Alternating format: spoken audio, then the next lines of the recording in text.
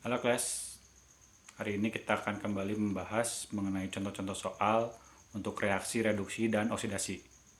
Silahkan disimak. Mengulang kembali pembahasan soal yang berhubungan dengan reaksi reduksi dan oksidasi. Kita akan memeriksa apakah reaksi berikut tergolong reaksi redoks atau bukan. Reaksi yang pertama adalah reaksi antara kalium kromat dengan asam sulfat, menghasilkan kalium sulfat, kalium dikromat, dan air. Reaksi yang kedua yaitu reaksi tembaga 2 sulfida dengan asam nitrat, menghasilkan tembaga 2 nitrat, nitrogen oksida, sulfur, dan air. Oke, yang harus diperhatikan adalah ada 3 hal. Yang pertama, menghitung atau memeriksa perubahan bilangan oksidasi unsur-unsur yang terlibat dalam reaksi. Oleh karena itu, penting untuk mengingat aturan Bilox yang ada di buku paket halaman 216-217. Yang kedua, perhatikan jika di dalam reaksi apakah melibatkan unsur bebas atau tidak. Reaksi yang melibatkan unsur bebas umumnya tergolong reaksi redoks. Dan yang ketiga adalah, unsur yang perlu diperiksa adalah unsur-unsur yang dalam reaksi berganti tipe rumusnya. Oke, kita dimulai dengan yang pertama, reaksi antara kalium kromat dengan asam sulfat menghasilkan kalium sulfat, kalium dikromat, dan air. Pertama, kita tuliskan dulu kesamaan ionnya masing-masing. Yang di sini yang dituliskan adalah ion-ion yang bermuatan negatif. Karena yang bermuatan positif seperti yang sudah kita tahu yaitu H+ dan H+ ya. Itu kita sudah tahu muatannya masing-masing 1 dan bisa dibilang juga atau sama dengan oksidasinya pun 1 plus 1 ya. Jadi K itu muatannya plus 1 plus sehingga bilangan oksidasinya adalah plus 1. Sama halnya dengan H+. Oke. Nah, di sini yang dituliskan hanya ion-ion yang bermuatan negatif saja. Oke, sehingga Bilox Cr di CrO42- adalah karena Bilox untuk oksigen adalah -2 sehingga -2 itu harus dikalikan dengan 4. Bilox Cr itu kita cari dan muatan ionnya adalah -2, maka Bilox Cr di CrO42- adalah plus 6. Sementara Bilox Cr di Cr2O7 2- adalah plus 6 juga. Jadi kalau kita lihat dari perhitungan Biloxnya ini, Bilox Cr baik di ion kromat ataupun ion dikromat, tidak ada perubahan Bilox. Jadi reaksi yang A ini bukan merupakan reaksi redoks. Oke, kita lanjut ke soal selanjutnya yaitu yang reaksi antara tembaga 2 sulfida dengan asam nitrat menghasilkan tembaga 2 nitrat, nitrogen oksida, sulfur, dan air. Oke, kembali kita tuliskan lagi ion-ion yang bermuatan negatif ataupun yang tidak bermuatan, yaitu kita periksa satu-satu Biloxnya. Bilox S di senyawa tembaga 2 sulfida tentu saja minus 2. Karena seperti kita tahu, senyawa tembaga 2 sulfida itu terdiri dari tembaga yang bermuatan 2.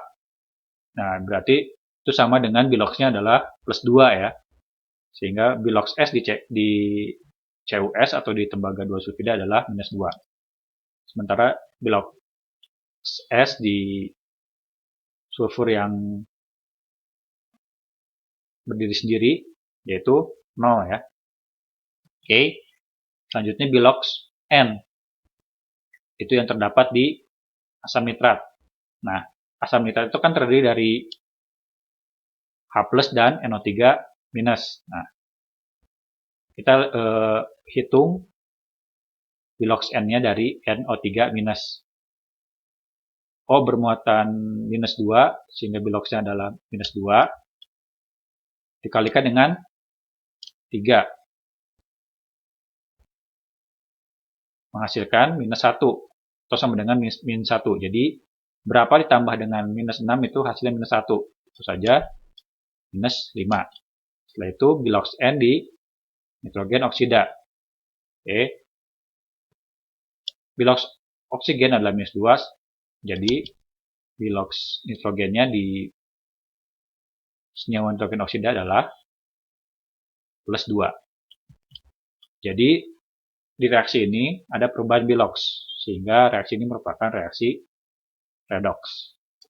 Jika kita diminta untuk menentukan mana yang reduktor, mana yang oksidator, mana hasil oksidasi dan mana hasil reduksi. Nah, kita pergunakan contoh reaksi yang sebelumnya ya.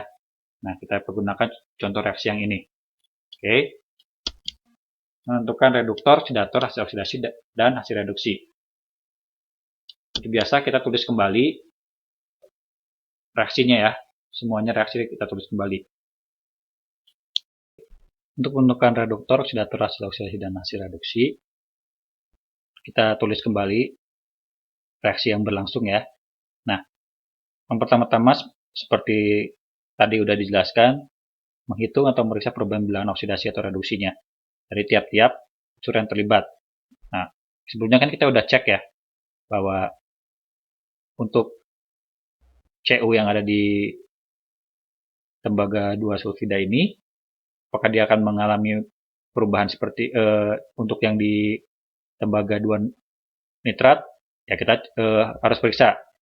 Tapi kalau kita lihat di sini, tadi kan di sini udah muatannya minus 2. Sementara yang ini berarti plus 2 ya, karena senyawa harus 0. Nah, yang ini juga ada 2. Muatannya adalah minus 1. Kali 2 minus 2, berarti ini plus 2. Oke. H di sini plus 1. Nah, yang tadi N berapa? Plus 5 ya. Oke. Nah, yang di sini berapa tadi? Plus 2. Oke. Ini 0. Nah, di sini tetap plus 1. Ini 2. Oksigen tidak berubah ya. Semua yang ada di reaksi ini, bilox oksigen adalah minus 2. Sehingga ya kalau kita lihat, yang berubah adalah sulfur di sini dan ini. Dari min 2 menjadi 0. Kalau dari min 2 ke 0 berarti ada penambahan ya. Kalau penambahan adalah merupakan reaksi oksidasi. Senyawa yang mengalami oksidasi, dia merupakan reduktor. Sehingga yang merupakan reduktor adalah CuS atau tembaga 2 sulfida. Dan yang merupakan hasil oksidasi itu adalah sulfur ini. Ya, ini adalah hasil oksidasi dan ini adalah reduktornya. Lagi harus kita cari oksidator. Oksidator adalah senyawa yang mengalami reduksi. Oke. Mana nih yang mengalami reduksi? Berarti reduksi harus terjadi pengurangan bilangan oksidasi ya. Nah, di sini yang sebelumnya 5 menjadi 2. Berarti berkurang 3 kan? Nah, ini terjadi reduksi. Berarti dia merupakan oksidator. Ya, jadi oksidatornya adalah HNO3. Oke. Dan hasil reduksinya adalah NO. Oke, jadi kita bisa tulis reduktornya adalah CuS. Hasil oksidasinya adalah S. Di sini hasil reduksi adalah NO. Oke, seperti itu ya. Sekian untuk contoh pembahasan mengenai reaksi reduksi dan oksidasi. Kalian bisa melakukan latihan sendiri di rumah dari buku paket yang kalian punya. Oke, see you.